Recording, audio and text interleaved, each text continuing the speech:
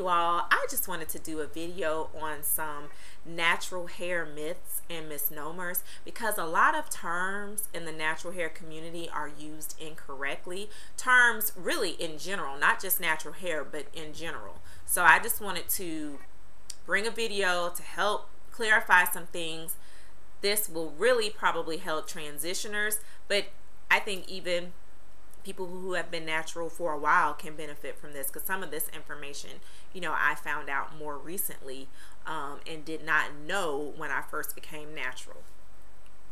The first thing that I want to discuss, because it seems like a lot of people are confused about this term, and that is having fine hair. Okay, I know when I was growing up, when someone would describe someone's hair as fine, it typically meant texture, like the person had a softer texture hair. And coarse was typically meant to describe someone who had kinky hair.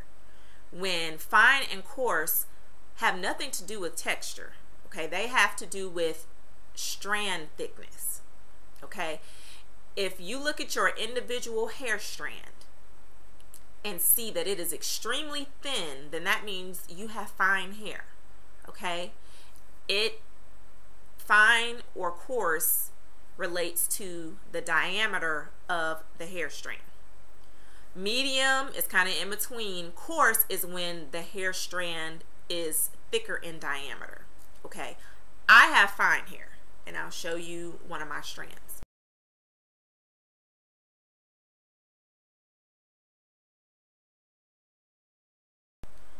Okay, my hair is fine, but it's thick, okay? Because thickness relates to the number of strands on your head.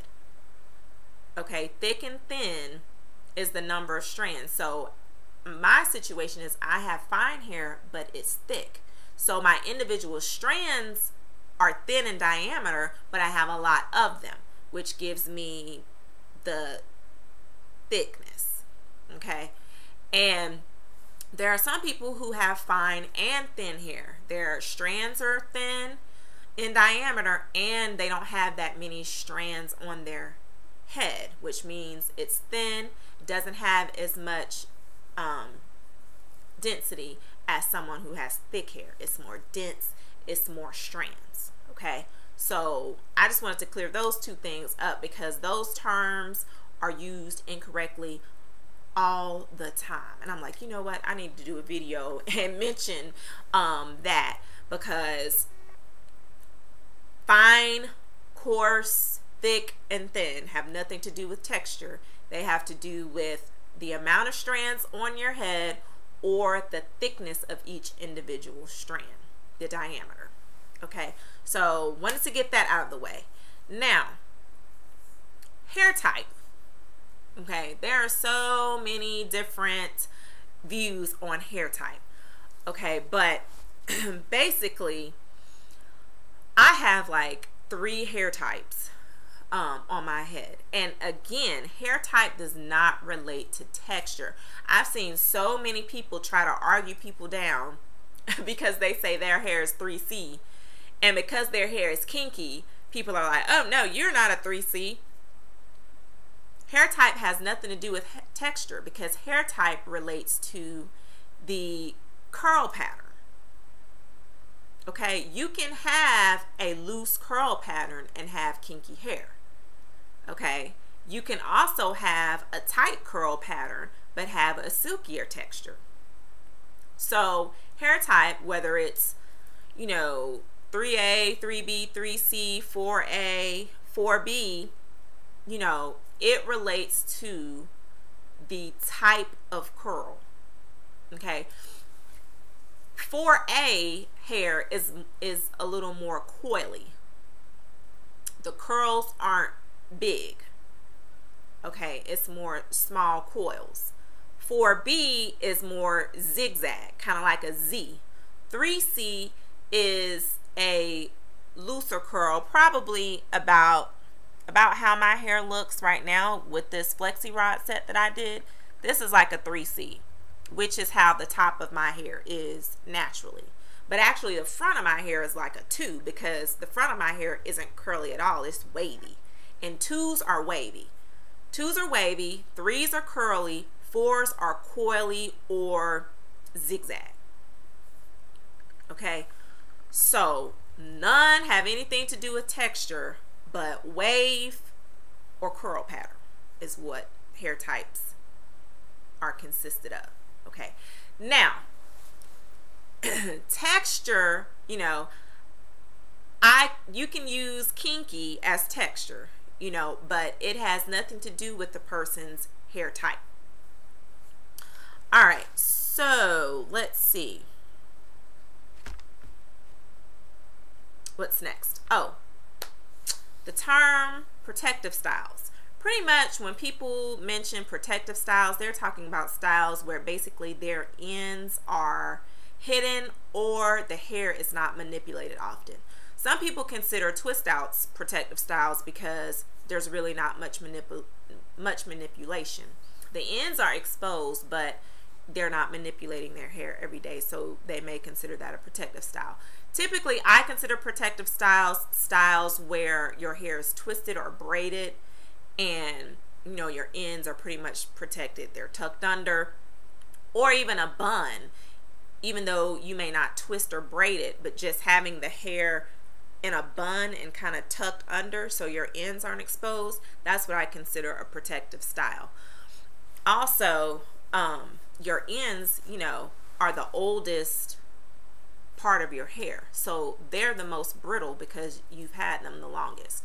So you have to be very careful with your ends. That's why I think protective styles are basically styles where your ends are tucked away because they're the most fragile.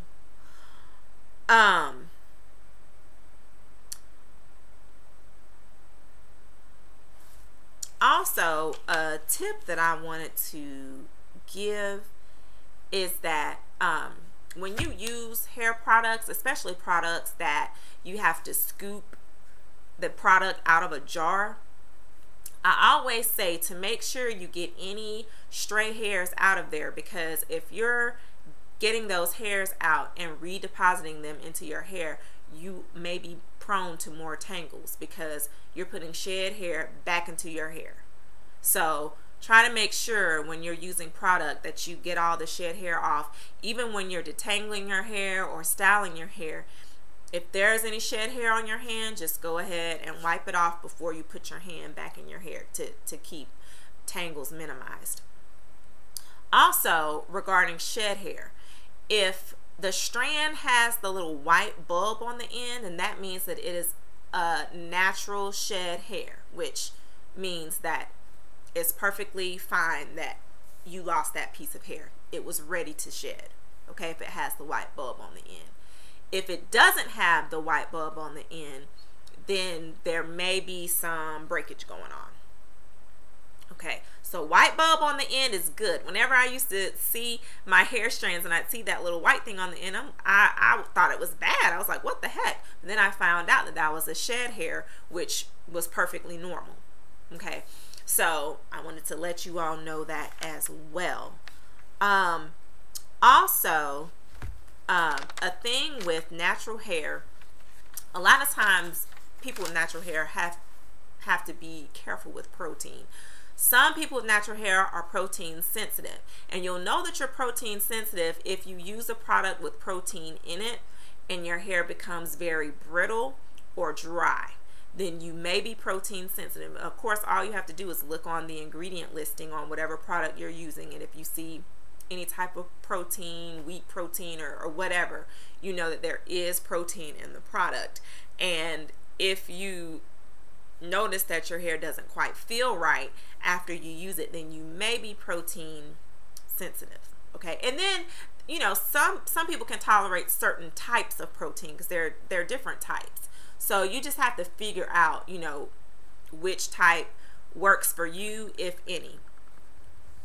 Also, I wanted to mention that just because you and another person may have the same hair type doesn't mean that the same products will work for both of you, because there are other things that come into play, such as your hair being fine, or coarse, your hair being porous. Some people's hair is more porous than others, meaning that your hair absorbs product more than other people.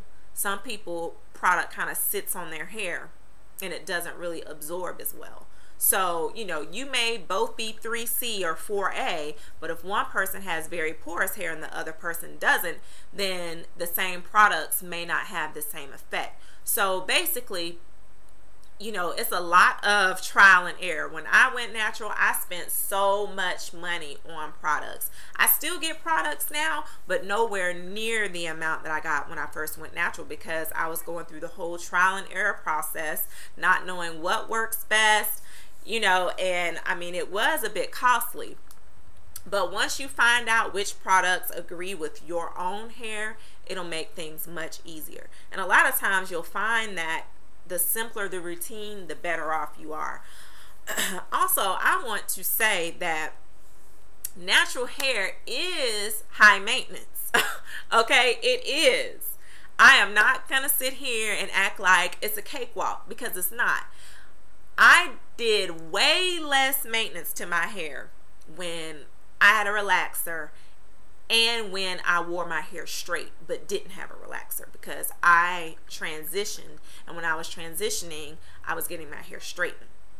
So even then, all I would do would be to wrap my hair at night, put on my silk scarf, in the morning take off the scarf, brush it down with my paddle brush, shake my head a little bit, and be out. Okay.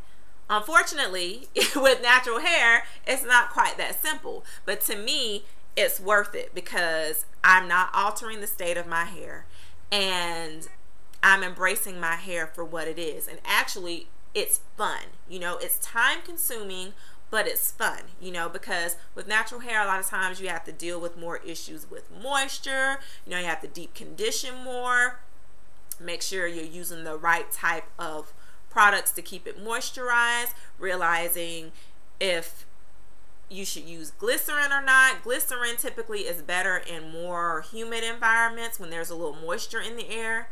So, you know, you have to, you know, realize what time of the year is best. Typically in the summertime, it's better to use products with glycerin in them because there's more moisture in the air. But I mean, it's just a whole learning experience. And then, you know, we can't just wrap our hair and go. Like if I have a style like this, yes, it's no maintenance. You know, if you keep your hair twisted up or keep it braided up or keep it up, then it is a lot less maintenance. But if you want to wear out styles and things of that nature, it can be a lot, you know. So I'm definitely not one to say it's all roses being natural, because it is a tedious process, especially when you're just becoming natural and trying to figure out what things work best. You know, it can be a little crazy, but you know, as long as it's important to you and you value being natural, being able to embrace your hair for what it is, not trying to conform to a standard of beauty that has been placed upon us by another race, you know, another culture, then go for it. Because personally, you know, I think back to when I had a relaxer and my scalp would be burning and I couldn't scratch if it was near time to get a retouch, and just how crazy it was, how I had scabs in my hair, and it was just terrible. And when I used to get my hair hot combed and, you know, squirming when they got close to my ears and getting burned sometimes, and it was just like, and I was doing all of that to fit in, you know, to look like everyone else.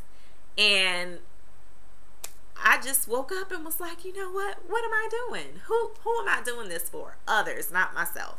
So that's the main reason why I chose to go natural, because, you know, I just wanted to be myself and not put my hair and my scalp and my ears and whatever else through all types of strife just so I could look like most of the people in my family or whatever, even though that's not how our hair grows out of our head. But I just got tired of that. So if it's worth it to you, you know, if you feel that you're ready to accept your natural features the way they are, then go for it. It will be worth it. Even though it is more maintenance, it'll be worth it. So that's all, you guys. I'll see you next time.